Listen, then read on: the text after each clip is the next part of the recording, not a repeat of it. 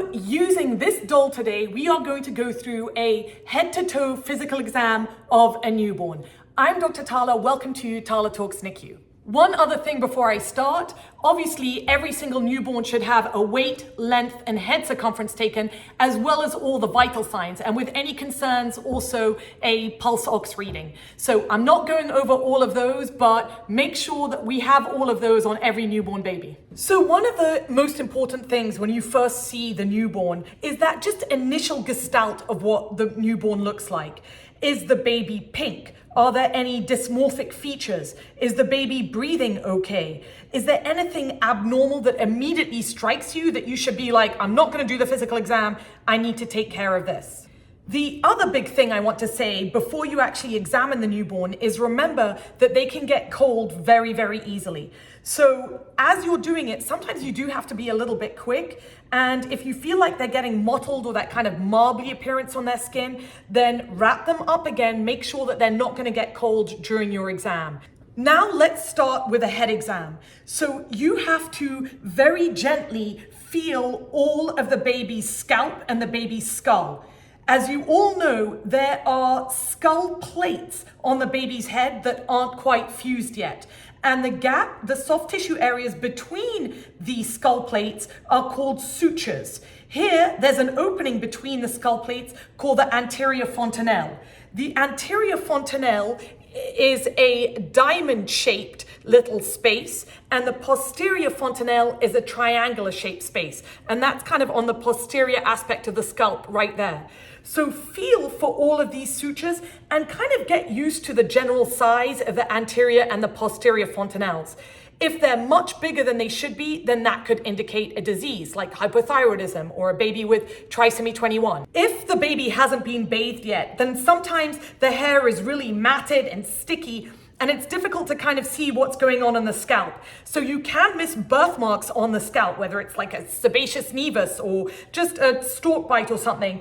Or it could be an area that's actually missing some hair. So this is called cutis aplasia, and it can be just a single lesion or it can be associated with other syndromic features. So really make sure that you're looking all over the scalp and kind of digging through the hair to make sure that you're not missing anything.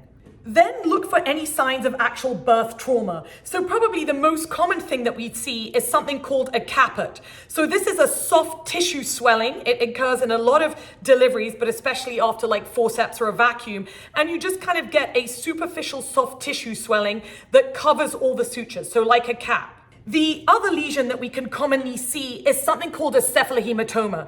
And this is a slightly deeper lesion. It's kind of under the periosteum, and it's a collection of blood. So babies that have a cephalohematoma are much more likely to have jaundice. It also feels a lot harder. And because it doesn't cross any suture lines, you'll always see it on kind of one side of the scalp rather than on actually covering over all of the back. Now let's start with the examination of the face. And we'll start with the eyes. So the first thing that you should do when you're looking at the eyes is just sort of an external examination. Obviously, this baby doesn't really have eyes, but look at the overall shape of the eyes. Do they look normal? Are they symmetrical? Are they open? Are they present? Also, look at whether the eyes are slanting up or down. A lot of people have this, but it could also be indicative of a syndrome. Also, look at the space between the eyes. Normally, the space between the eyes is the length of one of the eyes. If the eyes are really close together, this is called hypotelorism, or the eyes are really far apart, this is called hypertelorism. This could also be indicative of some pathology. Sometimes it's really difficult to get the baby to open its eyes, but you really cannot complete a physical exam without making sure that the eyelids open and that the eyes are in there. So ideally, you try to get the baby to open its eyes by itself. I sometimes do this by putting the head up a bit, putting my finger in the mouth. Sometimes that's enough to inspire curiosity and the baby opens its eyes. If not, then very, very gently, I will push open at the level of the eyelids to try to open the eyes. And this is very important, not just to see the eyeball, but also to examine the red reflex. So you examine the red reflex by shining a light all the way through the pupil that will hopefully reach the retina. And you should check this on both sides. If a baby doesn't have a red reflex, then that could be indicative of something bad going on in the eye, whether it's high pressure like glaucoma, whether there's cataracts, or whether there's something completely unusually made in the eye. So a red reflex should be checked on every baby. Sometimes to properly check the eyes, you do have to wait until after the eye ointment was put in by a few hours. Otherwise, it's really, really sticky and just hard to examine. So ideally, try to examine the eyes before the eye ointment goes in. Now let's talk about the ear exam. So first of all, look at both the ears very closely externally. So do they look symmetrical? Are they the same on both sides? Do they have the outer helix? Can you see the ear canal in the center of the ear? Babies' ear canals are very little, so we don't actually examine them with an otoscope. We're not worried about otitis media and stuff in little babies. So really, it's all about the external examination. Then look at the position of the ears in accordance to where the eyes are. If you take a line across the eyes and take it all the way back towards the ears, then about a third of the top part of the ear should cross that line. If the ear is way below the level of the eyes, then the ears are considered low set. The other thing that you should look at with ears is the position of the ear in contrast to the face. So they're not completely perpendicular to the face. They're a little bit posteriorly rotated. But if the posterior rotation is significant, kind of that much, then this is considered a posteriorly rotated ear. And again, this could be an indication of a syndrome. The other thing that you should be looking for on ears is any sort of external abnormalities. So we often see ear pits, which are kind of like little dimples in the skin right there, or ear tags, so little skin tags, kind of mostly preauricular, so right in front of the ear. These are very often genetic, they run in families, and most of the time they don't indicate any other pathology. Let's move on to the nose. Again, examine the external structure of the nose and make sure that both of the nares are patent, which means that they're open. I would not recommend that you actually stick anything inside the nose to check for patency. Babies are obligate nasal breathers. So basically, if their mouth is closed, then the babies aren't able to breathe, and you'll know about it very quickly. So if you are concerned with a baby's breathing, or the baby's kind of really stuffy or really nasal, then you could try to pass a catheter down the nares to make sure that there isn't any obstruction further down. Otherwise, just a sort of external evaluation is normally more than enough. What about the mouth? So again, you want to do a very good examination of the mouth and the lips externally as well as internally. And obviously you should always be wearing gloves. So look at the lips, make sure that they are complete, that obviously you don't have a cleft lip, and then examine the inside of the mouth. I cannot emphasize the importance of getting a really good feel of the palate. So all the way back, the hard palate as well as the soft palate. Like really move your finger around in there, looking for any defects or any cleft palate. So sometimes, especially the soft palates, these can be clefts in the soft palate, these can be missed easily just because you haven't taken your finger back there far enough. Also, just get used to the general shape of palates. Some of them are just kind of like really high arch, some of them are really flat, some of them are U-shaped, and it's just interesting to kind of get to know what a normal palate feels like. Also, look at the movement of the tongue inside the mouth. So make sure that the tongue can move forward, preferably beyond the level of the gums, and that the tongue can kind of go all the way up to the roof of the mouth. If the tongue is very limited, then this is called being tongue-tied or ankylosing. I will say that in the last 10 years, for whatever reason, everybody's become absolutely obsessed with this diagnosis. Most babies are not tongue-tied, but there are definitely a few babies that do need to have their frenulum clipped to make sure that they can feed better. So get a very, very good look at the tongue. The other thing that I always like to do is run my fingers along all the gums. Sometimes there are natal teeth poking out. Sometimes some of the gums just do feel really, really hard, and it feels like, maybe a tooth is about to come out. So just get a really good feel around all the gums. Also, try to get a good look inside the mouth, and often I will use my ophthalmoscope to kind of shine the light and look at the superior aspect of the palate. Sometimes you see stuff that you weren't able to feel. For example, it could be like an Epstein pearl, which are those like tiny white 1 to 3 millimeter little nodules that are kind of on the roof of the palate. Those are completely normal and they go away. Parents will often ask you about those. Next, examine the neck. So check for any webbing. So webbing is when you kind of have excess skin on the outer edges of the neck. So it kind of looks like it's webbed right there and the neck looks more like that. That could be indicative of a genetic issue, for example, like Turner's. Also look for excess skin redundancy on the back of the neck. That can also be part of a syndrome as well. Then look for any defects in the neck. So you can have kind of branchial clefts, cysts there. They could kind of like look like a dimple, or worst case scenario, you actually have something kind of draining from there. Same thing in the anterior aspect of the neck. You could kind of have like a thyroglossal duct cyst or something. So just make sure that all the skin is complete and you don't feel any lumps or bumps underneath the neck. Then going further down, I always examine the clavicles or the collarbones. So just feel your fingers all the way across the collarbones bilaterally. You would be surprised how often these fracture, especially on big babies, babies with shoulder dystocia, babies that had a difficult delivery. So feel all the way from the beginning to the end of the collarbones. Now let's go over the cardiac exam. Like I said, if the baby is quiet when I first walk in, it is the first thing that I do. So if not, then I just do it later on. So put your stethoscope down. Normally I start in the left upper chest area.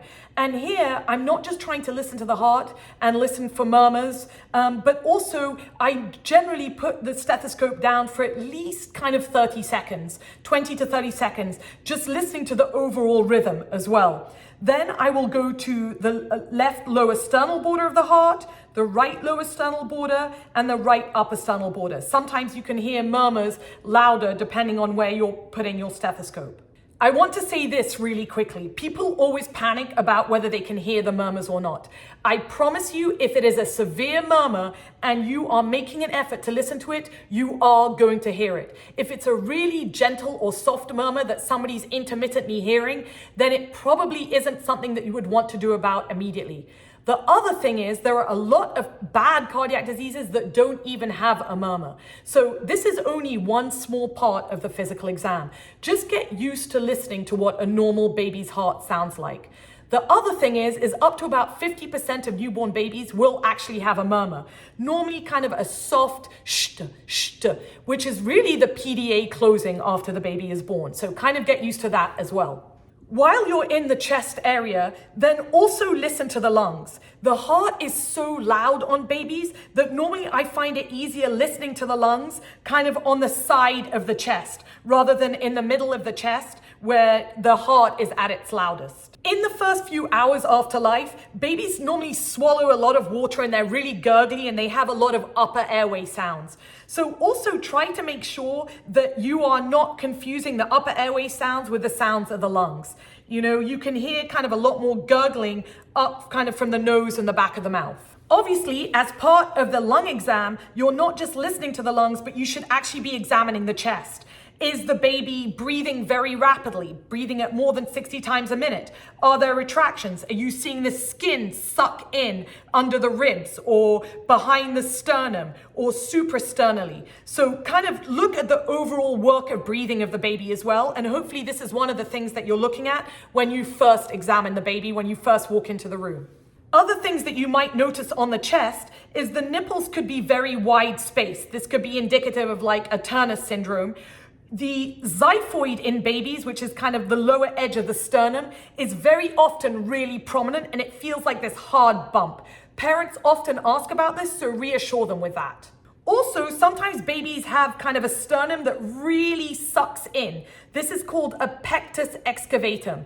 And this can make the breathing look like it's going really hard because it looks like they're really sucking in. A lot of babies have this, and a lot of the time it becomes more subtle as they get older. But if you see it, make sure that you notate it. Now let's go down to the belly exam. We're continuing on our way down. So one of the first things that I'll do is actually listen for bowel sounds. So really you can put your stethoscope pretty much anywhere over the belly and just hear for that grrr, the kind of rumbling. Sometimes you have to listen for a few seconds before you hear anything. But hearing good bowel sounds means that the belly is probably pretty active and healthy. Then palpate all the way around the belly. So you're making sure that the belly is nice and soft, which means that you can kind of push in and the belly gives. If it's really hard, then that could indicate sickness underneath, whether there's an infection or a mass or something. Often you can feel the very tip of the liver, maybe like 1 to 2 centimeters below the rib cage. Sometimes you really can't feel the liver at all. If you feel the liver like 4 or 5 centimeters below the rib cage, then something is wrong. Sometimes in some babies, you can also feel the kidneys like at the back. Honestly though, normally if I'm feeling kidneys, there's probably something wrong with the kidneys. But then just make sure that you kind of palpate everywhere around the belly and make sure that you're not missing any abnormal masses or anything else. Then make sure that you get a good look at the umbilicus. So as you all know, the umbilicus should normally have 3 vessels. So 1 vein and 2 arteries. AVA, right? So make sure it is a 3-vessel cord. Sometimes after the first few hours of life with a clip on, it starts drying out and it's really hard to see it. So if you're the first person examining the baby, make sure that you're definitely documenting that. Take a really good look at the skin around the umbilicus. Make sure that there's no drainage, there's no pus, there's no redness. These could all be the signs of an infection of the umbilical cord, which is called an umbilitis and can be super dangerous. Also make sure that the baby doesn't have an umbilical hernia, which is basically where there's a defect around the umbilical cord, like in the abdomen, where the abdominal wall isn't kind of completely made. So basically you can kind of push in through the skin because the fascia and the muscles aren't approximated. Very often it's just a fingertip. Sometimes it could be a bit bigger than that, kind of 3-4 centimeters. If you do see that, document it, reassure the parents and just let them know that a lot of the times that closes by itself. If not, then it has to be surgically fixed when babies are around 4 years old. As we're going further down, the next thing I always examine is the femoral pulses, which you can feel kind of in this inguinal area. I cannot overemphasize the importance of always getting used to feeling femoral pulses in babies. I feel like now, since we started the congenital heart disease screening, people don't check for femoral pulses as seriously as before, but they really can indicate a serious congenital heart disease. So on every single baby, make sure that you feel good femoral pulses bilaterally.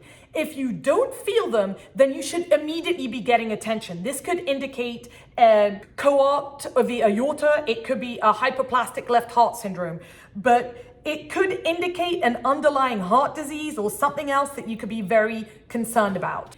At this point, I'm normally examining the hips to see there isn't any hip dysplasia. Unfortunately, this doll literally doesn't let me examine her hips. So I can't kind of do the Ortolano and Barlow maneuver where I'm seeing whether the head of the femurs are kind of clicking in and out of the hip joint. So having developmental hip dysplasia is most common in babies that are breech or if there's a family history. If you catch it early, then it has a pretty easy fix. They kind of have to hang out in a harness for a little bit. If it's missed in the newborn period, then it can be a very severe problem later on. So this is definitely a very important part of that initial physical exam. Next, let's go through actually examining all the limbs. So we already said that there can be clavicular fractures, but honestly, just about any bone in the body could actually have a fracture.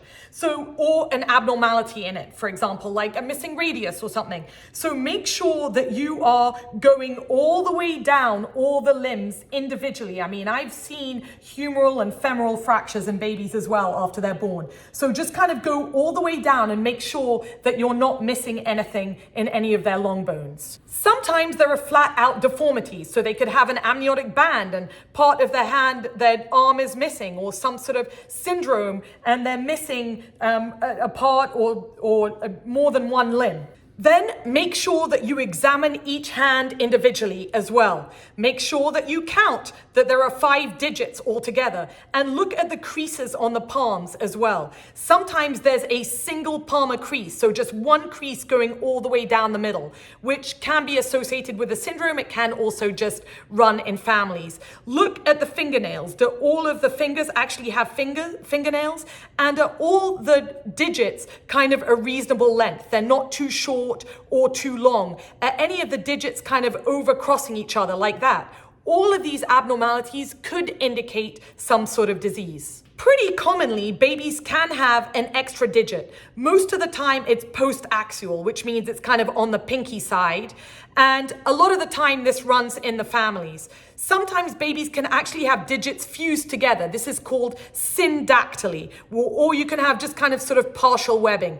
Again, obviously, these babies would have to be followed up with some sort of orthopedics or surgery. So make sure that this is notated and speak to the parents about it. Same thing with the toes. Look, all these toes on this doll are actually webbed. But same thing with the toes. Actually check each individual toe. Make sure that you separate each of them. I cannot tell you how many times we miss syndactyly or just mild syndactyly for a few days just because we haven't individually separated all the toes. One of the last things I do is actually roll the baby over to get a good look at the back. Oh, look, this baby does have a huge defect in the back. That's concerning. So make sure that you don't see any abnormalities in the bone, and it looks like the vertebral column is kind of going flat down here. Make sure that there isn't any myelomeningocele or you don't have any dimples or skin tags in kind of this area, which would indicate like a sacral dimple. So take a good look all the way down the back. Honestly, as I'm examining every single area of the body, I'm looking for birthmarks as I'm doing it. So as you know, very commonly there are simple nevi, or like the stork bites on the eyelids, the forehead, the back of the neck. Often there are Mongolian spots, kind of the blue-gray melanocytes, which are in this kind of sacral area. Sometimes there can be birthmarks in other areas of the body, hidden on the scalp or on the chest or the trunk. Or if you're examining the baby when the baby's a couple of days old, then maybe a newborn rash has come up, like a erythema toxicum. So make sure that if you see any birthmark anywhere over the body, that it is clearly documented. Honestly, it's kind of the same thing with the neurological exam as well. You've had a pretty good idea of what's going on as you're doing the rest of the exam. But just as kind of a reminder, really you want to see the baby have pretty good tone. So generally a term baby is going to kind of be more in a flexed position. If they act like a rag doll, honestly, just like this, then they're very hypotonic. Another good way to check for tone in a newborn baby is to put the baby on its stomach like this and just kind of let the baby stay suspended like this. You can support the back. A baby with good tone will kind of make some sort of effort to put its head up and to put its legs up. If the baby's really hypotonic, then they'll just fall into this kind of like inverted U. And I know the parents don't really like this, but I think it's pretty helpful when a baby cries at some point. Because when a baby cries, it makes it a lot more obvious if there's any asymmetry in the face, if there's any weakness of the muscle, or whether there is some sort of facial palsy. So look for symmetry all throughout the exam. That could indicate some sort of neurological issue. The other basic reflexes I'll check are the rooting reflex. So if you kind of stroke the mouth, stroke the cheek right on the outside of the mouth, then generally the baby will move its mouth trying to kind of eat where you're stroking. Also check for the suck reflex. When you put your finger in on the palate, then the baby will try to kind of suck your finger. Another reflex babies should have is the grasp reflex. So when you put your finger into the baby's palm, then the baby will kind of close its fingers over your finger and kind of grasp it like that. Another good reflex to check in a newborn is something called the Moro reflex. And that's when you kind of slowly drop the head backwards. The baby's arms will go out and then come back down again. And what that's really good at checking is to make sure that there is symmetry in both arms, that you don't have some sort of Erb's palsy and you have weakness in one of the arms or the hands. So really that's kind of probably the most helpful aspect of the Moro. then honestly, a big part of the neurological exam is just making sure that the baby is having good spontaneous movement, and the baby is responsive to you. The baby was just warm and with its mother, maybe even feeding. So the fact that you're taking the baby away, the baby should be upset. If whatever you're doing and the baby's just lying there limp, whether you're looking at the eyes or, examining the hips or whatever, then that is also concerning that the baby isn't responsive enough. So it really is this overall picture for the neurological exam. That was a lot of detail. In the meantime, if you did get this far, then please like this video. Tell us in the comments where you're watching from. And also, I just really want to thank you for being here. Thank you so much.